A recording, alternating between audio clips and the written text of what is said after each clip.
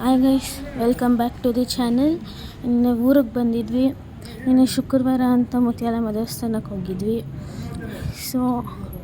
ಹೋಗಿದ್ವಿ, ನೀವು ದರ್ಶನ ಮಾಡ್ಕೊಳ್ಳಿ.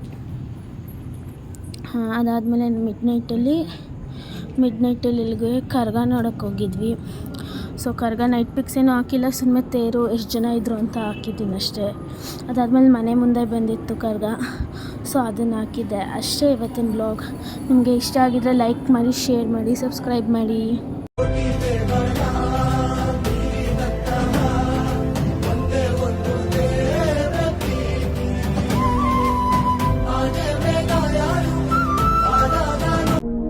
ಇವಳೆ ನೋಡು ನಮ್ಮ ತಾಯಿ, ಯಾವ್ರೆ ಕೊಟ್ಟ ಶಕ್ತಿಯು ಊರಿಗೆಲ್ಲ ಕಾವಲಾಗಿ